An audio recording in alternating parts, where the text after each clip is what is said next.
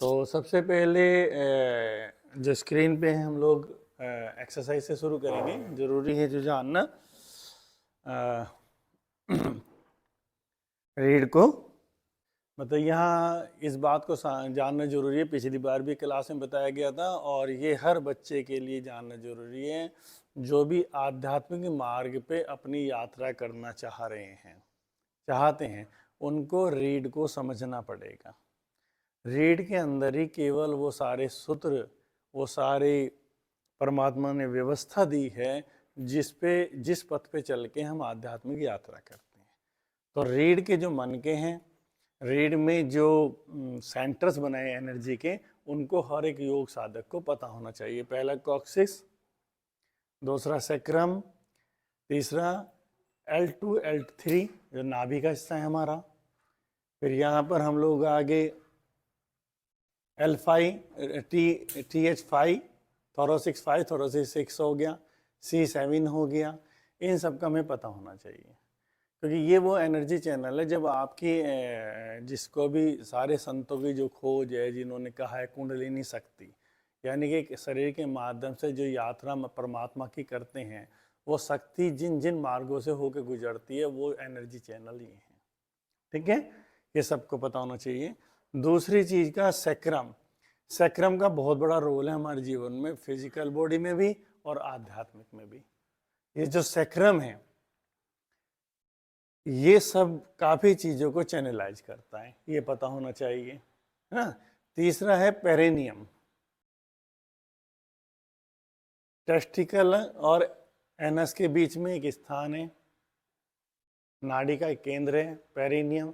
Vagina और anus के बीच में एक स्थान है। ये हर योग साधक को पता होना चाहिए। सारे योग की खोज, क्योंकि सामूहिक रूप से चीजें नहीं बोली जाती, तो बोला गया मूल बंध। मूल बंध का अर्थ केवल इसी को बार बार एक्टिवेट करना है। ठीक है।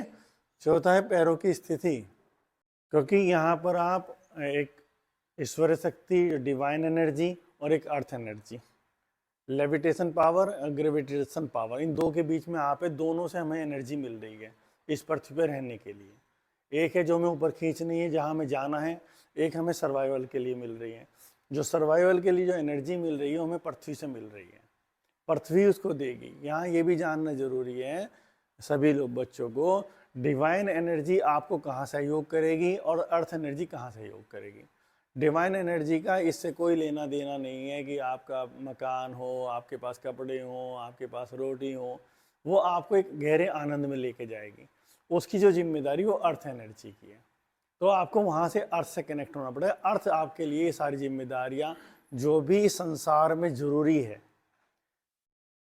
आप आध्यात्मिक मार्ग पे चलने के लिए भी रहना तो संसार में ही पड़ेगा ना। आपको मकान भी चाहिए, सर्दी से बचाने के लिए कपड़े भी चाहिए, जाने के लिए कार भी चाहिए, फिर आपका एक प्रेम भी है, वो प्रेम आपकी ज़रूरत है। ठीक है ना।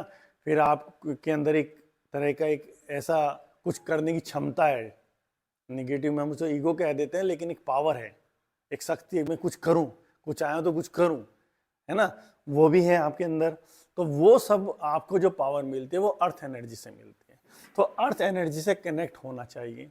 तो अर्थ एनर्जी से जो हमारे पूरी बॉडी में जो पोर्शंस में जो केंद्र दिए हैं, वो केंद्र 5 उंगलियां हैं, दोनों टॉर्च के नीचे यहाँ पर है, और ये है और ये। तो यानी कि जब हम लोग खड़े हों तो इस तरह से खड़े हों हम, जब हमारे खड़े होने की पोजिशन हो तो हमारा वजन 5 उंगलियों पर, पैर के राइट लेग की राइट साइड, लेफ्ट लेग की लेफ्ट साइड, एडी पर, ये वजन हमारा होना चाहिए। ये हमारे बैंड होने चाहिए, जॉइंट्स हमारे बैंड होने चाहिए।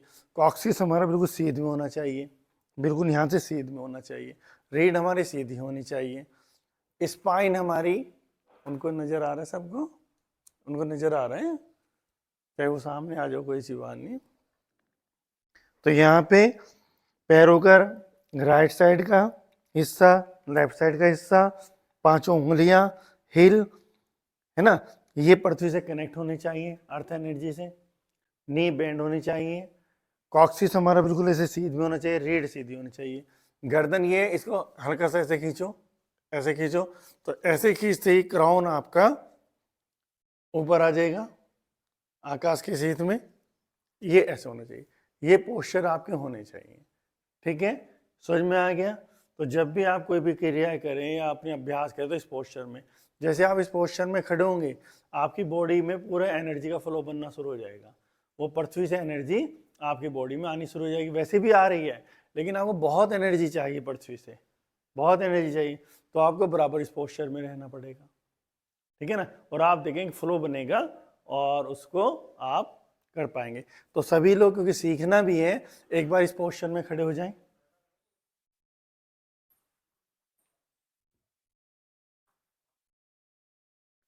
तो हल्का सा आप देखो, अर्थ से कनेक्ट करो अपने फिंगर्स, पैरों की फिंगर्स, पैरों का राइट साइड का हिस्सा, लेफ्ट साइड का हिस्सा, घुटने बेंड, कॉक्सिस बिल्कुल सीध में ऐसे, रीढ़ सीधी, गर्दन थोड़ी अंदर और क्राउन सीध में। अब इसी पोजीशन में आप आ जाओ, कहीं पर भी हाथ रख लो अपने, चाहे कहीं पर भी। आप लोग जो ऑनलाइन कर रहे हैं पोस्चर बना रहे हैं, है ना, तो ये पोस्चर में आप ये महसूस करें, मैं पोस्चर थोड़ा सीधा भी करता रहूँगा, आप देख लो पार्थ, है ना। अच्छा, वीडियो अगर हाँ अगर ऑन कर लें तो चेक करते रहेंगे कि सीनियर्स आपका पोस्चर में कोई कमी तो नहीं है। तो इसमें आप ये महसूस करो, बैंड करके पार्थ घुटने पूरे सही बैंड होनी चाहिए। आप ये महसूस करो कि एक एनर्जी का फ्लो आपकी पूरी बॉडी में घूमना शुरू हो जाता है। आप महसूस करो, टाइटनेस ना हो, लूज हो, लूज हल्का से, हाँ सामान्य ऐसी टाइट नहीं, बॉडी थोड़ी लूज, बॉडी लूज होनी चाहिए लेकिन पोस्चर से होनी चाहिए। पोस्चर ही मेन है, पूरा योग पोस्चर पे है, सारे आसन पोस्चर पे हैं। आप देखो अब आपके हाथों में एनर्जी का फ्लो अगर महसूस हो रहा है तो आप महसूस करो उसको, नीचे से एनर्जी आ रही है। थोड़ा सा हम लोग आसन थोड़ा और बेंड करेंगे इसको, है ना, थोड़ा सा और बेंड करेंगे, और बेंड करेंगे ना हल्का सा, हाँ और बेंड। ये जैसे यहाँ पर आप बैठे हैं, है ना, यहाँ पर आप बैठे हैं, ये बिल्कुल सीध में, ये सीधा कॉक्सिस आपका कनेक्शन बनाता है अर्थ से, है ना। तो ये पोस्चर जो पिछली बार पोस्चर बताया था उससे अलग है, ये जो पिछली बार पोस्चर बताया था हॉर्स पोजीशन, वो उससे अलग है। ये पोस्चर है, हमको जब भी हम खड़े हैं कहीं पर तो हम ऐसे खड़े हैं तो हम अपनी एनर्जी फ्लो बना रहे हैं। मतलब अगर हम नॉर्मली खड़े हैं और किसी को ये जाहिर नहीं करने देना चाह रहे हैं हम कुछ कर रहे हैं, तो हम नॉर्मल तो एनर्जी के फ्लो बना रहे हैं। तो देखेंगे पूरे शरीर में आपके झंझनाहट कंपन महसूस हो जाएगा, होना शुरू हो जाएगा। तो एक योग साधक को इधर बना रहे हैं, वीडियोज हैं उनकी खुली, सही बना रहे पोस्चर, ठीक है। चलिए नॉर्मल हो सकते हैं क्योंकि अभी आपको अभ्यास नहीं है। तो दिन में जब भी खड़े हों, आप ऐसे ही खड़े हैं, खाली खड़े हैं, तो इस पोस्चर में आ जाएं, है ना। और ये फ्लो बार बार एनर्जी को जितना खींचना चाहिए उतनी एनर्जी को आप ग्राउंड से खींच सकते हैं और नीचे अर्थ एनर्जी, ये दोनों आपस में कनेक्ट हो जाती हैं। तो जब ये दोनों आपस में कनेक्ट हो जाती हैं, हम माध्यम बन जाते हैं दोनों एनर्जी को जोड़ने का। इतना क्लियर हो गया है? क्लियर हो गया पोजीशन? तो कभी भी हमें जो तुम्हें ध्यान रखना है, ऐसे पैरों खड़े होकर नहीं करना है। अगर आप नॉर्मली खड़े तो पैर आप कैसे होने चाहिए, कहीं पर भी खड़े आप पैरों को ऐसे रखो। अगर आप आम समाज में अजीब सा लगेगा तो, लेकिन इतना तो करो आपके जॉइंट्स लूज रहें और आपको पता हो कि, और पैरों का जो स्थिति है फिंगर्स की, कि आपका प्रेशर किस तरफ रहना चाहिए, ये व्यक्तिगत यात्रा है। हाँ कुछ नहीं, नहीं ऐसा तो नहीं हो सकता है आपके साथ ऐसा हो, ऐसे नहीं। तो इतना क्लियर हो गया सब बच्चों को, है ना। तो सबसे प्राथमिक चीज ये है कि आपको अपने पोस्चर्स आने चाहिए, आपको ये पता होना चाहिए आपके एनर्जी केंद्र कौन से हैं, है ना। ये दूसरे तरह की जर्नी है, पूरी स्पिरिचुअल जर्नी है। तो लोग बहुत लगे हुए हैं, हमारे बीइंग में ये सारी चीज़ें होती हैं कि स्पिरिचुअल जर्नी हम लोग करें, क्योंकि वो बीइंग में हमारे, लेकिन अगर हमें उनकी टेक्निक्स नहीं मालूम होंगी हम कैसे कर पाएंगे। हम जितनी मेहनत करेंगे, मेहनत तो कर रहे हैं हम लोग, लेकिन शरीर पे वो मेहनत हो रही है, वो फिर नहीं होता है तो हौसला टूटता चला जाता है आध्यात्मिक व्यक्ति का जो यात्रा कर रहा है कि कहीं कुछ हो तो रहा नहीं है। लेकिन जैसे आपने एनर्जी का फ्लो हुआ है, किसी को महसूस हुआ है तो बोलना। तो जैसे एनर्जी का फ्लो आपके अंदर होता है तो आपको खुशी होती है, यार वाकई ये तो झंझनाहट कंपन, एक एनर्जी आपको महसूस हुआ, शुभम हुआ है तो बोलना। आपको आंचल महसूस हुआ है? अच्छा, है ना, पूरी बॉडी में हो जाता है जैसे अभ्यास करेंगे आपको सावन। चलो, अब दूसरी एक्सरसाइज जो हर योग साधक को करनी है, मन को खोलने की, जो पिछली बार भी मैंने कराई थी। तो उसमें क्या होता है, हम लोग ऐसे होते हैं और पूरी बॉडी को ऐसे रीढ़ को, मतलब रीढ़ को हमें पूरा घुमाना है ऐसे, और रीढ़ का पूरा यहां से सैक्रम, लंबर, थोरैसिक्स, ऐसे यहां से किया, ऐसे करेंगे, 1, है ना, समझ में आ गया ना। आपको क्या ध्यान रखना है, मेरे रीढ़ पर ध्यान रखना है, रीढ़ के रोज मन को खोलो जितना भी। वैसे तो आसनों से भी आप खोल रहे हैं, आसनों से भी मन के खोल रहे हैं, लेकिन बार बार जो जर्नली जो लोग आसन नहीं जानते, जो एनर्जी वर्ड में काम कर रहे हैं, वो कोई जरूरी नहीं, वो योग तो भारत में ही है, जाते थे योग आसन। तो उन लोगों के लिए भी ये एक्सरसाइज, या जो लोग आसन में पारंगत नहीं है, तो उन्हें ये पता होना चाहिए कि इस एक्सरसाइज के द्वारा हम रोज रोज मन को खोलें, रीढ़ पे काम करना है। करेंगे 1,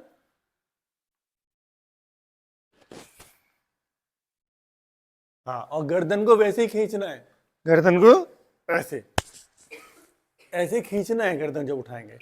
2, क्या कह रहे हैं ना, नी तो बैंड ही रहनी है। हाँ हाँ, रीढ़ को मोड़ना है। 3, 4,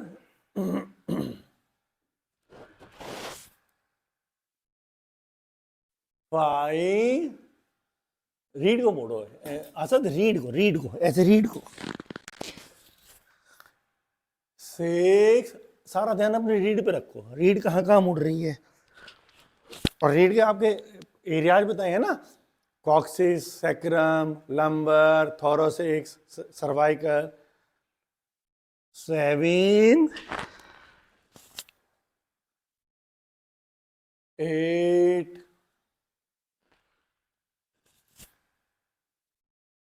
9,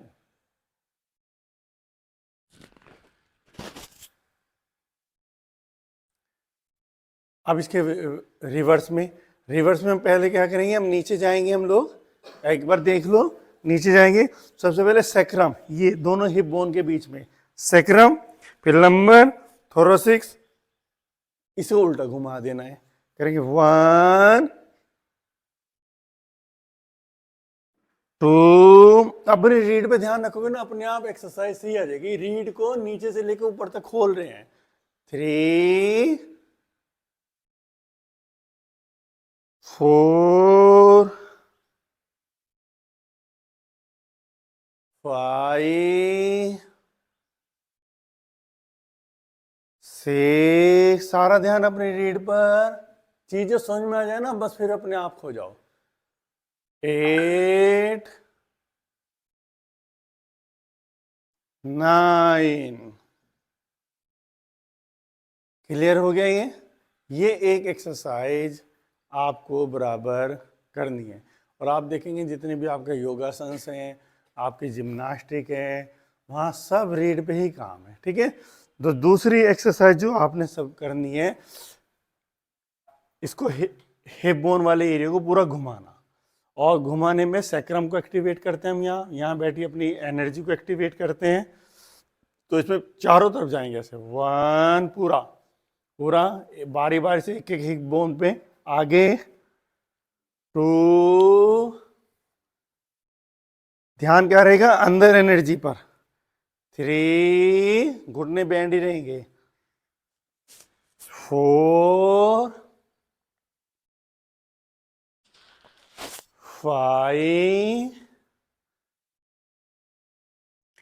6, 7,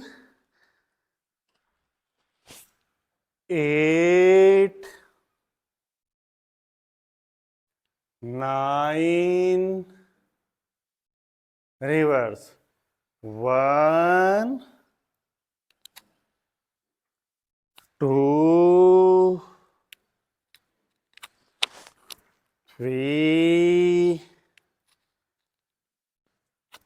4, 5 6 7 8 9। बैठ जाएंगे बच्चों। अब ये समझना है कि जीवन जो है एक समझ है। मतलब ये जीवन है ना कि 70-80 साल का हम लगा रहे हैं किन भी चीज़ों में, इसके एक एक मिनट बहुत महत्वपूर्ण है। ये इतनी अनंत यात्रा है, इतने रहस्यमय जगत है ये, इसको जानने में पूरा जीवन भी लग जाए अगर, मतलब पूरा जीवन लगा ही देना है। और यहाँ से तुम्हें पता लगेगा कि जो संसार है, जिस संसार को व्यक्ति बार बार जीता भी, बार बार दुखी भी होता है, परेशान भी होता है, वो छोड़ने की कोशिश करता है पर छोड़ नहीं पाता वो। तो कभी भी संसार छोड़ा नहीं जा सकता, ये छूटता है जब हम नई जगह पर कदम रखते हैं। हम जब नए किसी ऐसी चीज़ को महसूस करने लगते हैं, आनंद को, तो ये वेस्ट दिखने लगता है।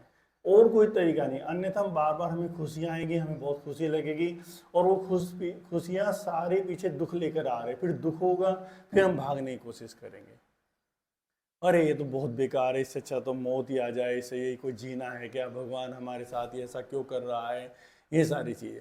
फिर खुशियाँ आएंगी, अरे बहुत अच्छा जीवन है। तो उसका केवल एक ही सूत्र है कि हमें धीरे धीरे वो जो योगियों ने, सिद्धों ने, बुद्धों ने अंतर यात्रा जगत के जो सूत्र दिए हैं, हम धीरे धीरे उनको फॉलो करते जाएं। तो धीरे धीरे फॉलो करते करते हमारी समझ में आने लगता है और ये चीज़ें सहज हमसे छूटने लगती हैं, अन्यथा कोई तरीका नहीं है। तो अलग अलग योगियों ने अलग अलग सूत्र दिए हैं। तो ओजीमन जिन सूत्रों पे काम कर रहा है वो कर रहा है 7 चक्राज पे। यात्रा कई तरीके की हो सकती है, लेकिन अधिकांश लोगों ने जो यात्राएं की हैं इन चक्रों के माध्यम से की है। या शरीर तल में से जो भी यात्रा की जाएगी किसी भी योग की, तो ऐसा कोई योग अभी तक नहीं है जो इन 7 चक्रों को नहीं छूता हो। उसको इन 7 चक्रों को छूना ही पड़ेगा, किसी भी चक्र की, किसी भी कोई भी योग का अपना अलग पथ हो, ठीक है ना। तो आज मूलाधार चक्र की बात चल रही है पिछले सप्ताह से, जब ये क्लास लगी थी। तो मूलाधार चक्र की बहुत संभावनाएं हैं जो, तो मैं कह रहा था कि मूलाधार चक्र है, योगियों ने जो देखा इस पूरी बॉडी का एक सिस्टम का, कि परमात्मा की जो व्यवस्था है उस व्यवस्था में कैसे कैसे हमारी यात्राएं तय की गई है। तो जो सबसे पहला पड़ाव है हमारा वो मूलाधार चक्र है, और किसी भी चक्र को हमें अवॉइड नहीं करना चाहिए, उसकी पूर्ण संभावनाओं को व्यक्त करना चाहिए। उसकी जो संभावनाएं हैं बच्चों पहले बताई गई हैं, उसकी संभावनाएं मूलाधार चक्र की, जितनी भी हमारे फिजिकल नीड्स हैं उसकी सारी जिम्मेदारी मूलाधार चक्र की है। जितनी फिजिकल नीड्स है, जो भी हमारी ज़रूरतें हैं, क्या क्या ज़रूरतें हमारी, भोजन, खाना पीना, है ना, रहना, सोना, मकान, ये जो अति आवश्यक है, जो हमें जीने के लिए चाहिए, जो जीने के लिए चाहिए, वो मूलाधार चक्र है पहला। यानी कोई भी पशु पक्षी जो पहली बार इस अपनी चेतना को इस पृथ्वी पर आया, किसी भी रूप में आया, उसकी जो अति आवश्यक जो जरूरत है वो भोजन और नींद है, वो इसकी संभावना है। फिर और व्यवस्था है सारी, वो इसी की संभावना मूलाधार चक्र की। लेकिन मूलाधार चक्र इन संभावनाओं को अकेले पूरा नहीं कर सकता। मूलाधार चक्र के पास खाली ऊर्जा है, एनर्जी है। क्या है? एनर्जी है। तो उसको पूरा करने के लिए, जैसे यहाँ पर एक दिया रखा और एक माचिस है, तो ना तो माचिस भी अधूरी है, माचिस में सारी संभावनाएं है, और दीपक भी अधूरा है। अपने आप दीपक प्रज्वलित नहीं हो सकता, और माचिस जो है अपने आप अगर करे तो वो किसको प्रज्वलित करेगी? तो वो जो माचिस की संभावना है वो मूलाधार चक्र की संभावना है हमारी, कि उसके अंदर एक शक्ति है किसी भी चीज को प्रज्वलित करने की। लेकिन उसे किसे प्रज्वलित करना है, कौन करेगा इस चीज की पूर्ति? जिसकी संभावना दी है वो करेगा पृथ्वी तत्व। हर चक्र हर किसी न किसी एक तत्व से जुड़ा हुआ है। तो हम ये कहेंगे मूलाधार चक्र तो केवल ऊर्जा है, और जो हमारी सारी फिजिकल नीड्स पूरी करती है वो करती है पृथ्वी। यानी कि पृथ्वी तत्व और जब मूलाधार चक्र का आपस में संबंध होता है, आपस में जब पृथ्वी तत्व को आमंत्रित करता है मूलाधार चक्र, तो वहां पे एक रचना रचती है, और रचना जो रचती है वो रचना होती है जो हमारे जीवन में वो सारी चीज़ें प्रकट करती हैं, जो चीज़ें हम लोग कहते हैं मकान आ गया, पैसा आ गया, ये सारी चीज़ें। तो इस एक तरह से जो संतों ने कहा कि हकीकत भी है, माया जगत भी है। तो माया जगत इस अर्थ में है कि ये रचता है सच नहीं है, पर ये सच भी है कि जब आप जैसे मूलाधार चक्र की एनर्जी पृथ्वी तत्व के परमाणु को अपनी तरफ आमंत्रित करती है, उनके स्पंदनों को, उनसे संबंध स्थापित करती है, और उसके अंदर आपकी फीलिंग्स होती है साथ में जुड़ी हुई, तो निश्चित वो सारी चीज़ें, व्यवस्थाएं, पृथ्वी तत्व आपके लिए मकान की, पैसे की, इन सबकी व्यवस्थाएं पूरी करनी शुरू कर देता है। इतना क्लियर हो गया? इसमें कोई प्रश्न तो नहीं है या है? समझ में आ गया आंचल, है ना? तो वो सारी हाँ,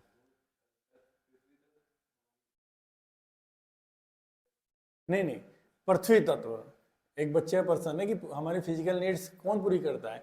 फिजिकल नीड्स को जिम्मेदारी जो दी है वो पृथ्वी तत्व को दी है।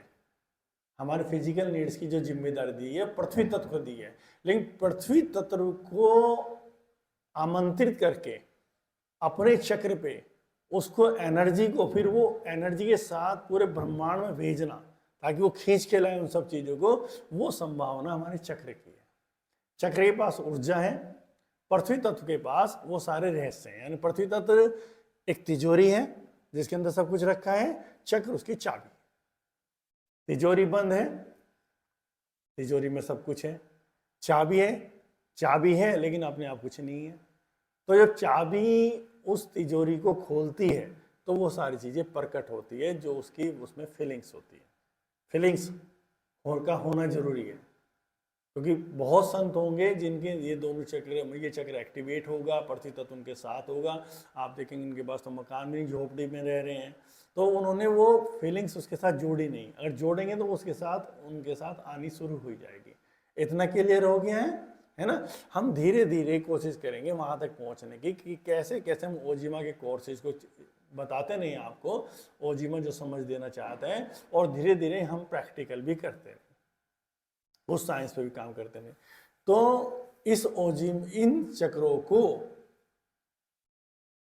एक्टिवेट करने के लिए, इन चक्र को, चक्र भी पहले एक्टिवेट होनी चाहिए ना, एक्टिवेट करने के लिए योगियों ने अलग अलग चीजें, अलग अलग सूत्र दिए हैं। कुछ आसन के माध्यम से, कुछ एनर्जी के एक्सरसाइज के माध्यम से, कुछ पृथ्वी तत्व से कनेक्टेड होने के माध्यम से, कुछ और हजारों टेक्निक्स हैं। इन चक्र को आप कैसे एक्टिवेट कर सकते हैं, तो वही कुछ आसन इसमें जोड़े गए, कुछ प्राणायाम है जो चक्र को एक्टिवेट करेंगे। तो हम धीरे धीरे उस कोर्सेज पे भी चलेंगे। तो ओजिमा ने अपनी रिसर्च करके ये पाया है कि कौन सा चक्र ऐसा है जो, कौन सा आसन ऐसा है जो इस चक्र को एक्टिवेट करता है। समझ में आए? तो पिछली बार हमने एक हस्तपाद आसन की बात कही थी, तो आज दूसरा आसन है पश्चिमोत्तान आसन। तो पश्चिमोत्तान आसन करेंगे, ऐसा करके दिखाएंगे यहाँ पर पश्चिमोत्तान आसन। और यहाँ हम इन बातों को भी समझेंगे कि समाज में जो आसन प्रचलित हैं और योग के जो आसन हैं उनमें क्या क्या डिफरेंस है, कैसे हम एनर्जी पे काम करते हैं, और कैसे जनरली जो समाज में आसन सिखाए जा रहे हैं वो किस तरह से हमें लाभ पहुंचाते हैं, लेकिन क्या वो एनर्जी पे काम कर रहे हैं, हमारे एनर्जी बॉडी पर करेंगे। पश्चिमोत्तानासन, पूरी बॉडी फ्लैट कर दें। देखिए ये जनरली हम लोगों को अच्छा माना जाता है ये आसन। तो यहाँ ये समझने वाली बात है, जब आप किसी टूर्नामेंट में जाएंगे वो यहाँ ऐसे हाथ लगाएंगे, अगर स्पेस है तो नंबर कम देंगे, अगर स्पेस बिल्कुल नहीं है तो नंबर पूरे देंगे, पूरा फ्लैट, और कहेंगे सेंटर्स पे भी, संस्थानों पे भी देखो बॉडी कितनी फ्लेक्सिबल है। लेकिन योग मार्ग पे ये आसन पूरी तरह से ठीक नहीं है। तो योग मार्ग का कहना है कि आप जब आसन कर रहे हैं तो आपके मन के खुलने चाहिए, ठीक है ना? जवाब जाओ, अब तुम करके दिखाओ। अब क्या करना है आपने, उठाएंगे, करेंगे,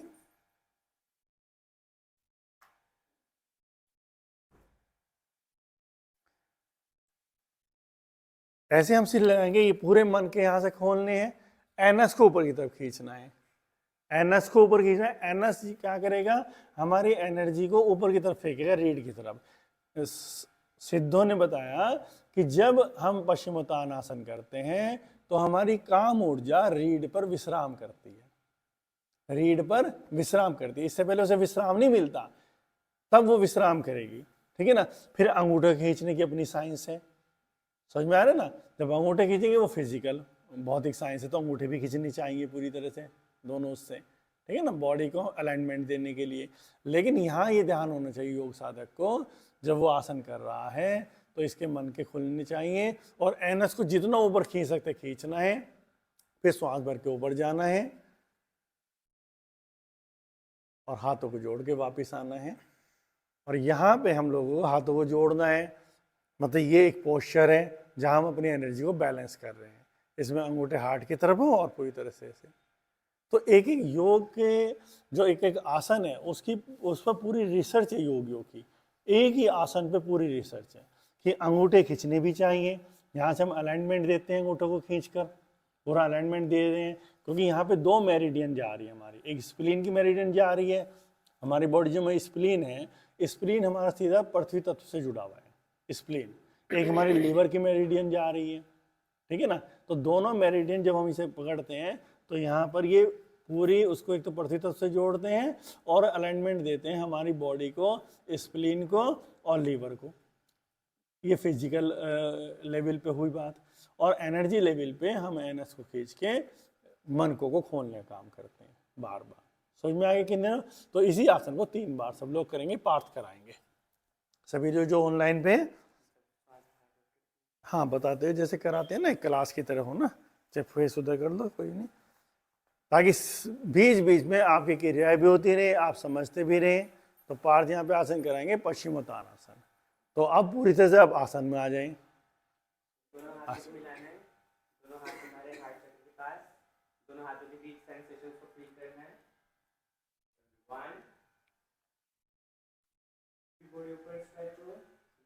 रीढ़ को खींचना है ना। देखो आप आसन करें, रीढ़ को खींचना है, आपको पता है मन के खींचने हैं, रीढ़ को पूरा खींचो, श्वास को बाहर छोड़ दो, क्योंकि आपकी एनर्जी को ऊपर चढ़ने के लिए जो साइंस को जाना है, श्वास का बाहर निकलना जरूरी है, जिसे योगी ने उड़ियान बंद बोल रहा है। उड़ियान बंद क्या मतलब, हम स्पेस बना रहे हैं उस एनर्जी का, जो एनर्जी नीचे स्पेस बना रहे हैं, मन को यहाँ खोल रहे हैं, अंगूठों को खींच रहे हैं, फिर श्वास भरेंगे, फिर रीढ़ को ऊपर खींचो, रीढ़ को खींचना है, क्राउन को ऊपर खींचना है,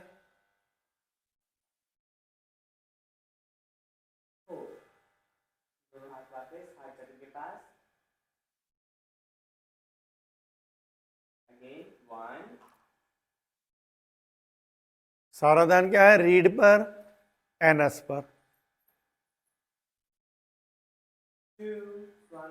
पेट अंदर, पेट पूरा अंदर खींच लेंगे, पेट अंदर खींच लो पूरा, उड़ियान बंद।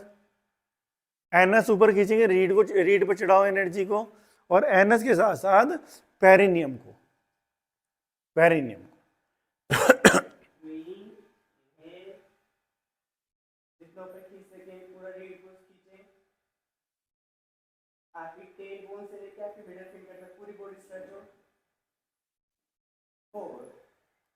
तो आपका सिर नहीं लग पाता है नीचे, क्यों नहीं लगा रहे थे? अच्छा चलो,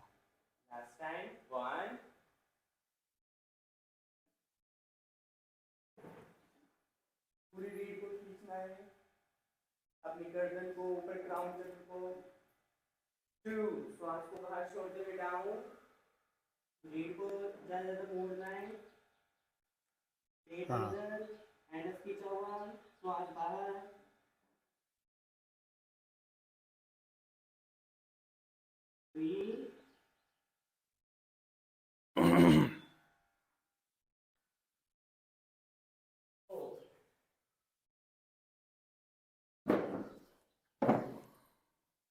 तो ये चीज समझनी हमने, है ना। और अक्सर जैसे आपका सिर नहीं लग पा रहा है, कितनी बड़ी बात है कि ओजिमा साधक जो प्रशिक्षण दे रहे हैं उनकी अगर अपनी प्रैक्टिस नहीं होगी तो ये तो गलत मैसेज जाएगा ना। तो मैं चाहता हूँ आगे आगे फ्यूचर में ऐसे ओजिमा साधक ना तैयार हों, तो आपकी आज से साधना बन जानी चाहिए और एक सप्ताह में आप चाहेंगे लगा सकते हैं।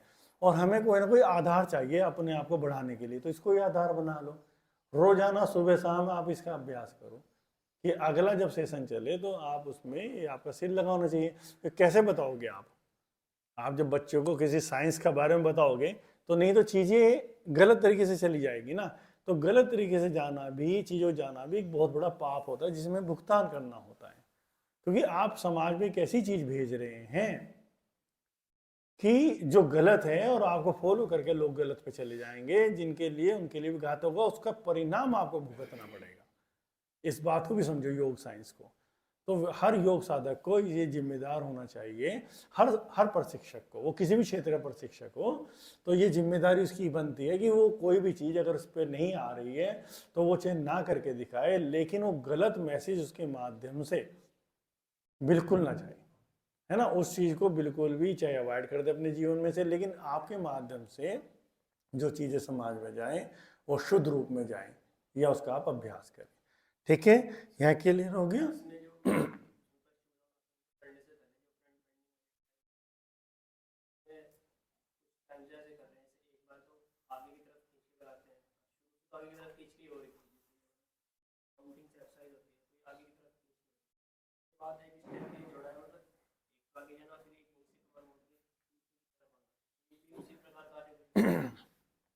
देखो, फ्लेक्सिबिलिटी गलत तो है नहीं, शरीर तल पर वो बहुत बड़े लाभकारी है, कोई भी चीज़ गलत नहीं। अगर हम बात योग की करेंगे तो वहाँ योग की बात हो, अगर हम व्यायाम की बात करेंगे तो वहाँ व्यायाम की बात हो। व्यायाम के तल पे कोई गलत नहीं है, जो लोग फ्लैक्सीबल नहीं है उनके अलग नुकसान है।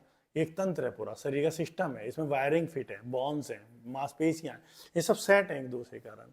तो ये अगर सेट नहीं होंगी तो वो फ्लो एनर्जी का भी सही नहीं होगा, उसको बाधा होगी। तो वो आसन ये नहीं कह रहे वो गलत है। एक्सरसाइज तो एक मास्टर कैसे भी तैयार कर सकता है, कोई भी एक्सरसाइज जो लोगों के लिए लाभकारी है। एक्सरसाइज का मतलब बॉडी को अलाइनमेंट देना, तो बॉडी अलाइनमेंट में आनी चाहिए। उसमें ज़्यादा आप जितना फ्लेक्सिबल आपकी बॉडी होगी, आपकी पूरी बॉडी का फ्लो अच्छा रहेगा। लेकिन जब हम बात योग की करेंगे, योग साइंस की बात करेंगे कि जो ये आसन जो जन्मा है, पश्चिमोत्तान आसन, है ना, अगर हम पश्चिमोत्तान आसन को भी परिभाषित करेंगे उसका भी अर्थ निकल के आएगा कि पश्चिमोत्तान ही क्यों हुआ, पश्चिम उत्तान क्यों। तो उनकी जो योगों की इतनी रिसर्च है, वो रिसर्च खत्म नहीं होनी चाहिए। ये आपकी बड़ी जिम्मेदारी है ना। समझ में आ रहा है ना जो मैं कहना। कोई भी चीज़ गलत नहीं है, लेकिन एक व्यक्ति जो इस संसार में बहुत होशपूर्ण होता जा रहा है, बहुत समझ डेवलप कर रहा है, उसकी जिम्मेदारी बन जाती है। जितने ज़्यादा ज्ञान उतनी बड़ी जिम्मेदारी, ये जिम्मेदारी बन जाती है उसकी कि कोई गलत चीज़ अगर समाज में जा रही है, जब वो बताए तो उस सही चीज़ को स्थापित रखे, तो उसकी जिम्मेदारी वो स्थापित रहे। तो आप कुछ भी एक्सरसाइज कर सकते हैं, करा सकते हैं, लेकिन आपको पता होना चाहिए। जब मैं योग की बात कर रहा हूँ, जब मैं किसी को पश्चिमोत्तानासन बता रहा हूँ, तो हम उसकी पूरी साइंस हमें पता हो। तो मूलाधार चक्र, कोई भी अगर दीवार के सहारे बैठना चाहे बैठ सकता है, किसी को प्रॉब्लम हो रही हो।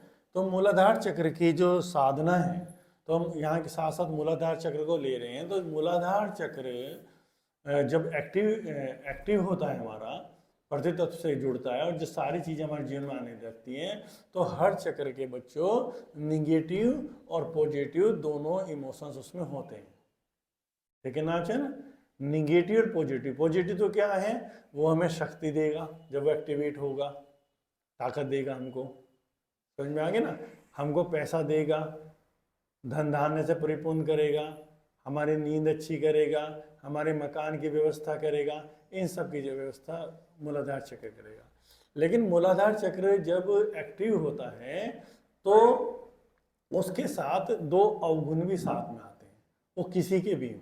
वो अवगुण है मूलाधार चक्र के, एक है आसक्ति, जिसे अंग्रेजी में बोलते हैं अटैचमेंट, एक असुरक्षा, असुरक्षा का भाव, क्या बोलेंगे, इनसिक्योरिटी। समझ में आ गया ना आचरण। तो जैसे जैसे मूलाधार चक्र एक्टिव होगा तो एक तो आसक्ति, अटैचमेंट और बढ़ेगा चीजों के प्रति, ये मेरी, ये मेरी, ये मेरे से कोई ले ना ले, ये मेरे से ना ले ले, और एक असुरक्षा, कोई मेरे से छीन ना ले, मेरे साथ ऐसा ना हो जाए, मैं बाहर हूँ चोरी ना हो जाए, मेरी बाइक उठ ना जाए, मेरी कार उठ ना जाए, ये दोनों चीजें बढ़ेंगी।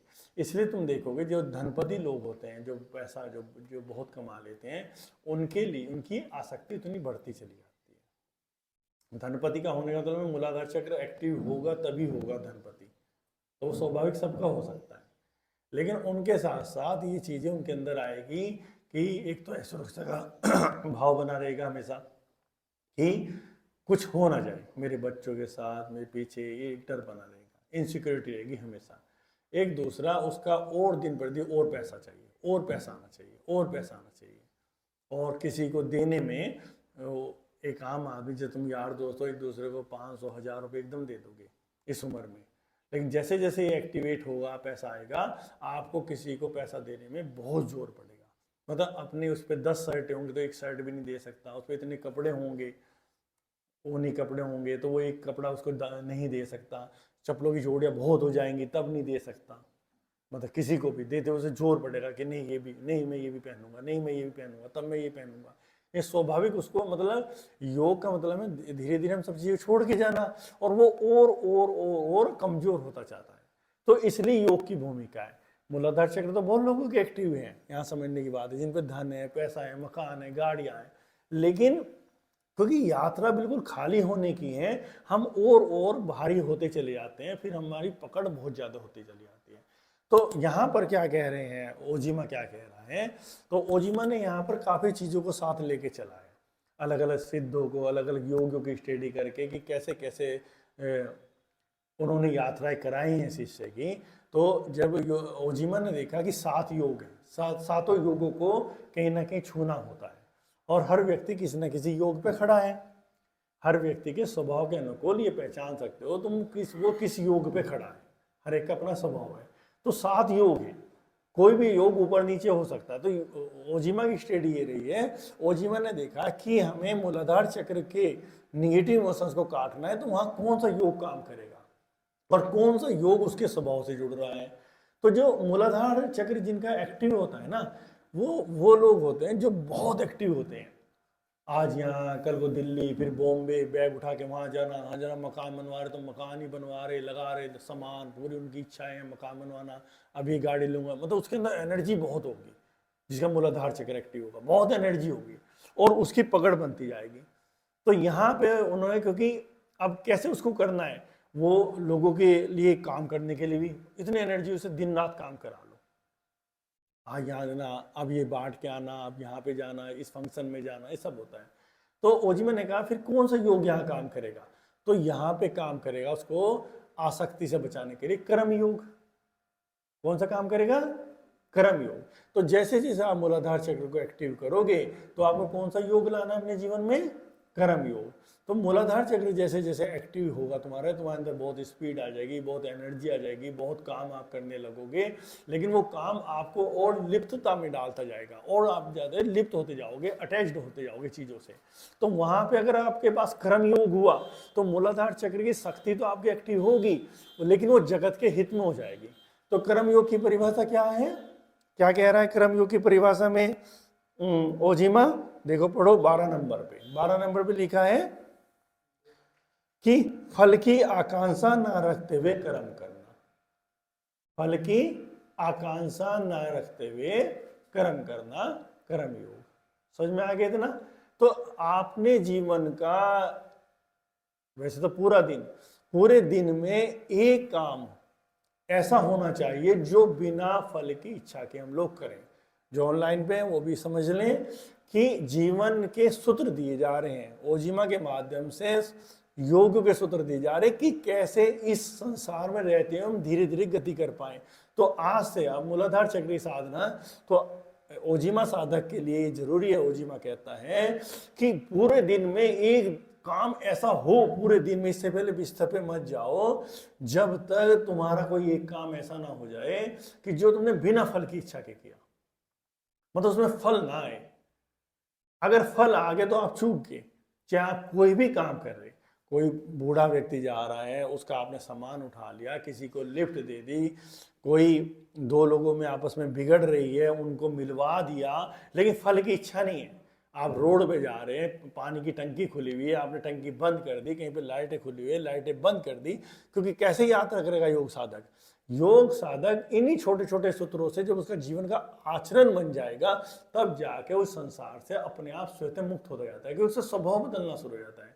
तो योगी तो सूत्र दे रहे हैं कि एकदम से इतनी ज्यादा परेशानियां हैं, परिस्थितियां चारों तरफ, विपरीत परिस्थितियां हर व्यक्ति के सामने, लेकिन कैसे निकले? तो आचरण को परिवर्तित करना है। तो यहाँ पे मूलाधार चक्र में ओजीमा ने कर्म योग को प्राथमिकता दी है। तो कहने की बात नहीं, खाली हमें समय नहीं है काटना है। अगर आज ये आपके कानों में पड़ गई, ये ध्यान रखना, कानों में पड़ने का मतलब ही होता है परमात्मा का ब्लेसिंग होना, अन्यथा ये शब्द कानों में नहीं पड़ेंगे। कहीं ना कहीं कोई शक्ति आपको उधर फेंक रही है। तो आज से आपके जीवन का ये होना चाहिए, और जीवन हो संकल्प की तरह। कि कैसा संकल्प?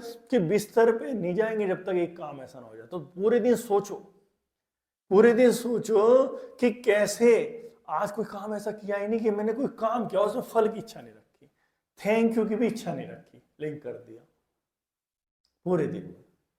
जो छोटे बच्चे हैं यहाँ पर घर का कोई काम कर सकते हैं, कभी छत पर गए, आपने झाड़ू लगा दी, मम्मी लगाती है हमेशा, पापा लगाते हैं, या कोई मेड आती है, लेकिन आपने चुपचाप, लेकिन बताया घर की सफाई की जिम्मेदारी ज्यादातर मम्मियों की है, आप चुपचाप उठे, आपने सारे जाले साफ कर दिए। अब बताया नहीं, बताया नहीं, मैंने कहा भी नहीं, मैंने किसी को कहा भी नहीं। ये है महत्वपूर्ण काम करना नहीं। वो जो हमें होता है, हमने कहा कि देखो मैंने ये किया आपके लिए, देखो मैंने ये किया आपके लिए, तो मैंने कहा, मैंने चुपचाप कर दिया, चुपचाप कर दिया किसी का काम, और कहा भी नहीं।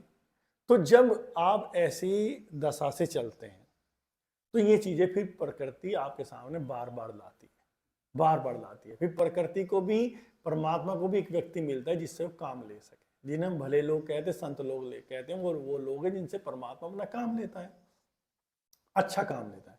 परमात्मा बुरा काम भी लेता है, जो बुरे लोग हैं बुरे लोगों से लेगा, वहां पर भी परमात्मा ही काम लेता है। किसी की चाहे हत्या करा देना चाहिए, वो उसकी व्यवस्था है, उसने वैसा वातावरण तैयार करा तो उससे वैसा काम करा लेगा, जिसने अच्छा वातावरण तैयार करा उससे अच्छा काम करा लेगा। क्योंकि यहाँ पे हर कार्य का भुगतान करना होता है, जो अच्छा काम कर रहा है तो उसको उसी तरह का भुगतान करना होगा, है ना, और जो बुरा काम कर रहा है उसे करना पड़ेगा। अब तो हमें वातावरण तैयार करना है अपना। तो कर्म योग का मतलब है कि इस जगत को जो परमात्मा ने रचा है, इसके लिए हम काम करें, जितना भी हो सके काम करें, निस्वार्थ भाव से करें, फल की इच्छा ना हो, थैंक यू की भी इच्छा ना हो। थैंक यू की भी इच्छा आपने रखी तो आपने कर्म योग नहीं किया, लाभ तो उसका मिलेगा आपको, लेकिन जो कर्म योग जो परमात्मा से हमें जोड़ता है कि हमारी जिम्मेदारी है कि मैं परमात्मा ही हूं, मैं वो परम शक्ति का अंश ही हूं, वो चीज से हम लोग चूक जाएंगे होने से। तो इसको और डिफाइन तरीके से हम समझेंगे। ये तो आम भाषा में ओजीमा समझा रहा है, आपकी समझ को परिपक्व करने के लिए उसी बात को भगवान कृष्ण क्या कह रहे हैं, ठीक है ना, ताकि आपकी समझ में आ जाए कि भाई ओजीमा नहीं कह रहा, भगवान कृष्ण कह रहे हैं, है ना। तो कर्म योग को समझेंगे, फिर जीवन का हिस्सा आपके हो जाना चाहिए। नियतम कुरु कर्मत्वम कर्म ज्यायो यः कर्मणः शरीर यात्रा विचते न प्रसिद्धेत अकर्मणः यज्ञार्थः कर्मणोऽन्यत्र लोकोऽयं कर्म बन्धनः तदर्थं कर्म कौन्तेय मुक्त संगः समाचर। हे कौन्तेय, कर्म ऐसे करो जैसे यज्ञ किया जाता है, क्योंकि कर्म ही यज्ञ है और इसका स्रोत स्वयं अविनाशी ब्रह्मा है। इसलिए कर्म का मार्ग सीधा ब्रह्मा तक जाता है, और इसीलिए जो व्यक्ति सृष्टि चक्र चलाने में योगदान नहीं करता, उसका जीवन मूल्यहीन हो जाता है। तुम इस मूल्यहीनता की ओर न जाओ पार्थ, तुम इस मूल्यहीनता की ओर न जाओ। जो व्यक्ति केवल अपनी समस्याओं के विषय में सोचता है, वो तो पापी है। अब देखो कितनी बड़ी बात है, हम मानते हैं भगवान कृष्ण को, पूजा करते हैं, उनकी करते हैं, लेकिन हमारे यहाँ सबसे बड़े जो नुकसान हुआ है, हमने भगवानों को तो माना, पर भगवानों ने क्या कहा हमने कभी नहीं माना। भगवान शिव को शिवरात्रि हम मनाते हैं, दीपक जलाते हैं, दूध जला वहाँ पे डालते हैं, लेकिन भगवान शिव क्या कह रहे हैं, खाली श्वास के प्रयोग बता रहे हैं, केवल श्वास पे ध्यान रख, वो कोई नहीं करने को राजी है। है ना। तो भगवान के जो व्यक्ति अपनी समस्या के विषय में सोचता है वो तो पापी है। बताओ हम केवल क्या कर रहे हैं, केवल केवल हम अपनी समस्या के विषय में सोच रहे हैं। और भगवान कृष्ण अगर इस बात पे ठप्पा लगा रहे हैं हम पापी हैं, तो हम पुण्य आत्मा है पापी हैं। केवल केवल हमें बचपन से ये सिखाया जाता है और हम ऐसे ही हैं। तो ये सब अपने अंदर झांक कर देखो, क्या हम अपनी समस्या के विषय में सोच रहे हैं या किसी और की समस्या के विषय में भी हम सोच रहे हैं। तो यहीं से हो जाएगा निर्धारण। तो भगवान कृष्ण पे तो मानना छोड़ दो, और मान रहे हो तो फिर भगवान कृष्ण क्या कह रहे हैं कि अपने आसपास ही देखो, क्या केवल हम अपनी समस्या के विषय में सोच रहे हैं। तो ये महत्वपूर्ण है। अगर उस जिस दिन आप अनंत लोग हैं इस पे पृथ्वी पे पीड़ित हैं, उनकी समस्या के लिए, उनका नहीं है, आप परमात्मा का एक काम कर रहे हैं, तो ये संसार थोड़ा नहीं छूटता है और महाप्रेम का जन्म होता है। तो फिर आगे भगवान कृष्ण क्या कह रहे हैं, इसलिए तुम इस मोह जाल से निकलकर अपने कर्तव्यों को पहचानो पार्थ और उनका पालन करो। हे पार्थ, कर्म फल की इच्छा ही मार्ग में बाधा है। कर्म फल की इच्छा ही तो व्यक्ति के गले में बंधा हुआ वो पत्थर है जो उसे स्वयं की तहों से ऊपर उठने ही नहीं देता। देखो भगवान कृष्ण को पूछते आए आज तक, जन्माष्टमी पे बनते भी हैं क्या, कर्म फल की इच्छा ही तो वो पत्थर है। बताओ, हम बचपन से सिखाया जा रहा, मैं घर घर में सिखाया जा रहा, ये करेगा तो ये नौकरी मिलेगी, ये करेगा तो तुम्हें पैसा आएगा, ये तो ये है, उसने अच्छा ऐसा नहीं किया, वही हमारे ब्लड में। कोई भी काम करेंगे तो यार उसने तो ये भी नहीं कहा, उसने तो रिप्लाई नहीं। रिश्वत कहाँ से शुरू हुई? रिश्वत मतलब मैंने काम करा तो मुझे पैसे चाहिए। ये योगियों के सूत्र हैं, ना संसद ना कोई और मिनिस्ट्री लगाम लगा पाएगी भ्रष्टाचार पर, केवल योगियों के सूत्र। कर्म योग साध लो। जब कर्म फल की इच्छा ही नहीं है, मैं पुलिस में हूं मेरी जिम्मेदारी है, मैं बैंक में हूं मेरी जिम्मेदारी है, तो बताइए कहां से शुरू हो जाएगा। और ओजिमा का केवल प्रयास यही है कि ओजिमा से निकले साधक जब इस बात को समझेंगे कि कर्म योग है तो भ्रष्टाचार खत्म हो जाएगा, होना ही है जब इच्छा ही नहीं है। तो ये आपके लिए सबक है कि यही सबसे बड़ा पत्थर है जो हमें उस मार्ग पे चलने देता। हमें केवल फल फल फल फल, क्या फायदा होगा इससे, इससे क्या फायदा होगा, अच्छे से क्या फायदा होगा, केवल फायदा। आगे यही तो व्यक्ति को समाज से काट देता है और उसे व्यक्तिगत लाभ और व्यक्तिगत हानि के दलदल में ढकेल देता है। समाज तुम में नहीं है पार्थ, तुम समाज में हो। इसलिए लोक संग्रह और लोक कल्याण ही को अपना परम कर्तव्य मानो, क्योंकि जो समाज के लिए कल्याणकारी होगा वही तुम्हारे लिए भी कल्याणकारी होगा। आज कोई भी कुछ कर रहे हो, है ना, कोई भी कर रहे हो, गलत लोग कर रहे हो, उसका भुगतान तो हमें भी है ना, उसका भुगतान तो हमें भी है ना। अब ये सड़क है 2 महीने हो गए नहीं बन रही है, तो क्या भुगतान कॉलोनी वाले नहीं कर रहे? हम सब जुड़े हुए हैं।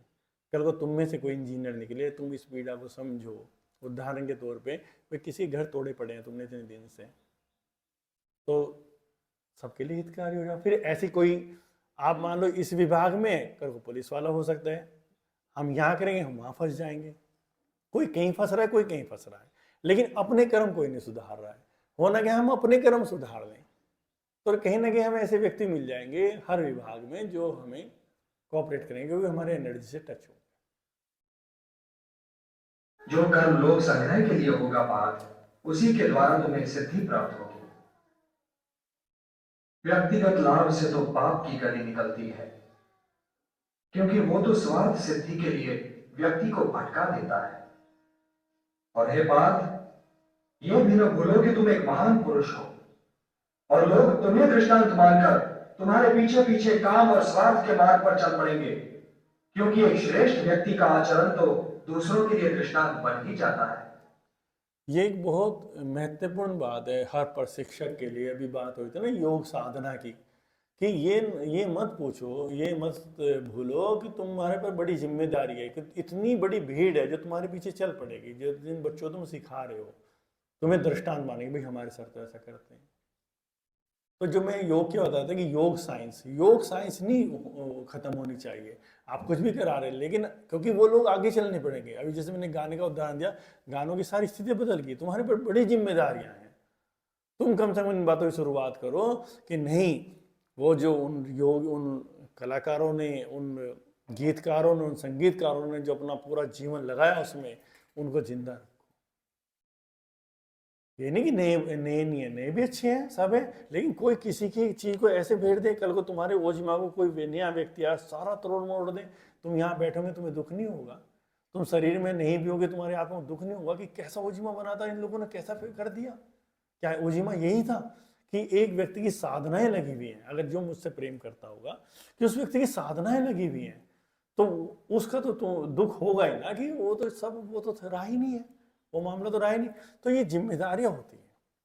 मान लो आज हम ओशो पे काम कर रहे हैं, तो हम ये नहीं कह रहे कोई गलत है, लेकिन ओशो की साधनाएं, हमारा ओशो के प्रति प्रेम यही होगा। हम ये नहीं कि हम कहें हम ओशो सन्यासी हैं, हम ये है और मालाएं डाल के फिर ये नहीं, ओशो ने जो दिया है वो कहीं बदल ना जाए, वो मस्तियों में, इसमें और नाचने गाने में न बदल जाए। वो गलत नहीं है नाचना गाना, लेकिन ये मूल उन्होंने कहा है आत्मा की यात्रा, वो तो कहीं बात ही नहीं हो रही है, वो ना हो जाए। तो ये उनके प्रति एक प्रेम है कि उसको जिंदा रखना है। जब बात होगी तो हम तो फिर बात वही करेंगे, उसको जिंदा रखेंगे। तो इस तरह की चीजें तो जरूरी है कि तुम जो जिनके पीछे जो नेतृत्व कर रहे हैं, तो जो तुम करोगे तुम्हारे पीछे के लोग वैसे फॉलो करेंगे। आगे मुझी को लो। न मे पार्थास्ति कर्तव्यम त्रिषु लोकेषु किंचन नानवाप्तम अवाप्तव्यम वर्त एव च कर्मणि। त्रिलोक में मेरे लिए कुछ करना आवश्यक नहीं पार्थ, और त्रिलोक में ऐसा भी कुछ नहीं जिसे मैं प्राप्त करना चाहूं और प्राप्त ना कर सकूं। फिर भी मैं तुम्हारे सामने कर्म कर रहा हूं पार्थ, कर्म कर रहा हूं। यह दिखला रहा हूं, यह सिद्ध कर रहा हूं कि निष्काम कर्म के मार्ग पर चलते हुए जीवन व्यतीत करना संभव है।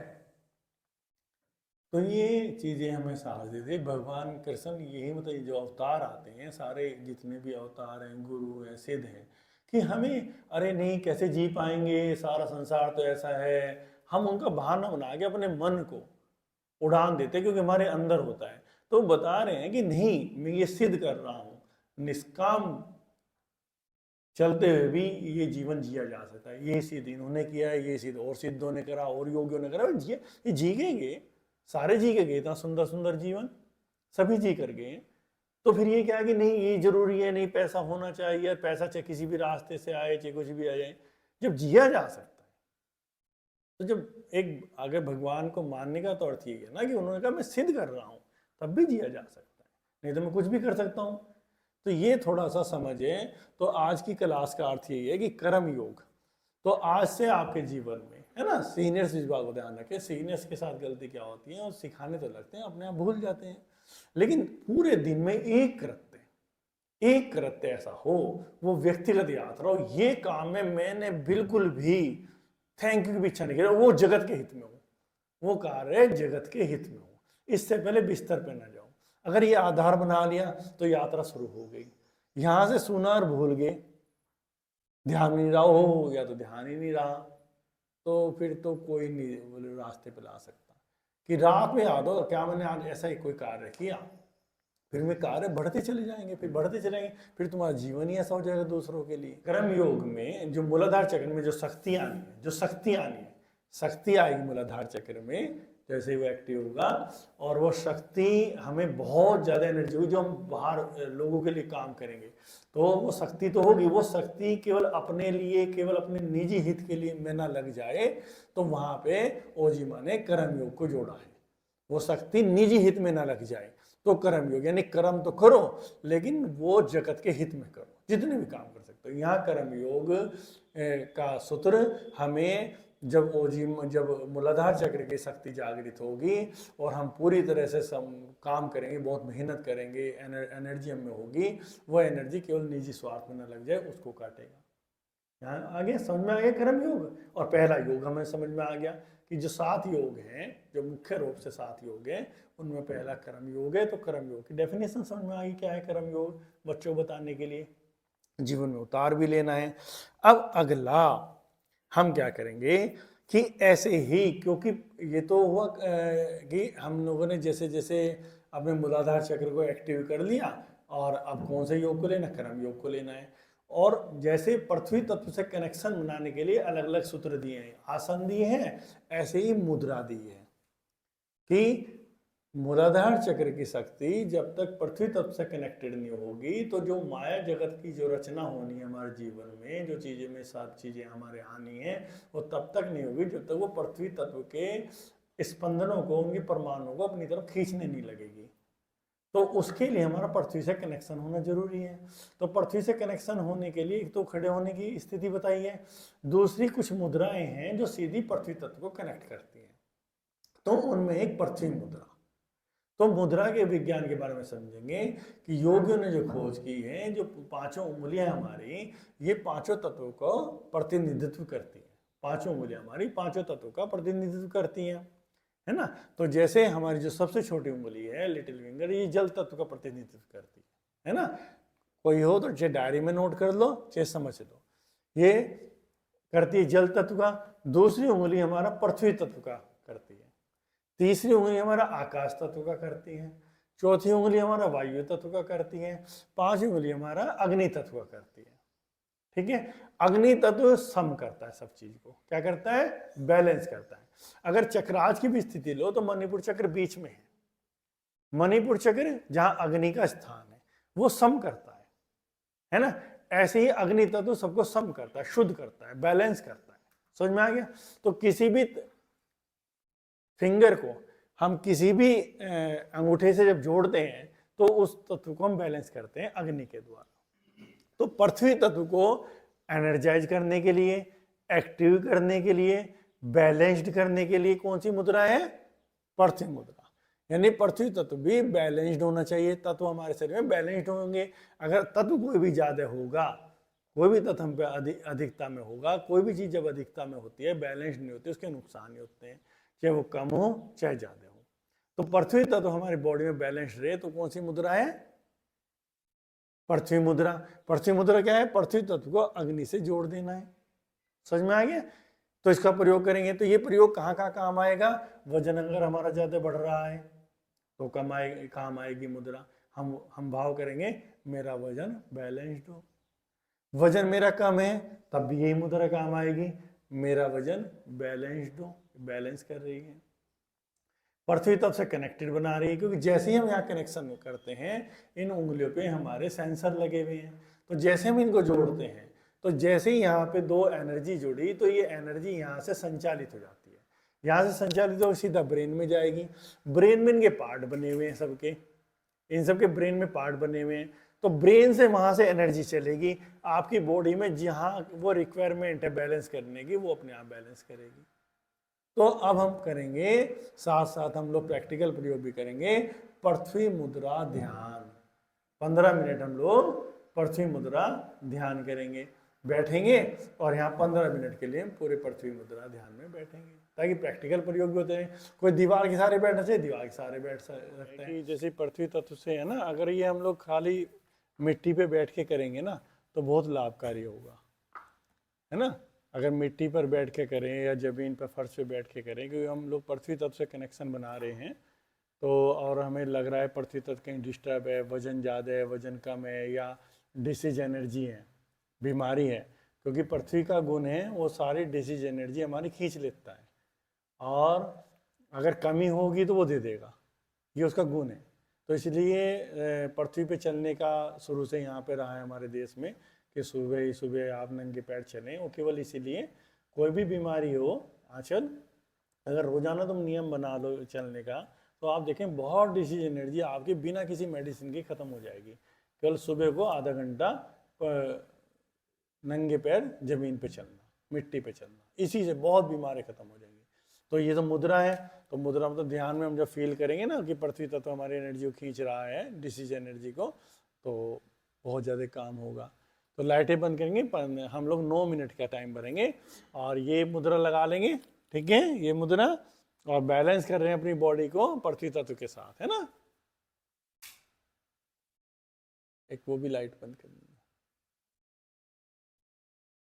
समय हो गया शुरू। म्यूजिक चलेगा।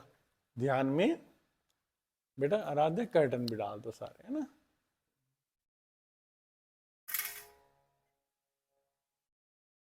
चलिए फिर पूर्ण ध्यान पृथ्वी तत्व पे।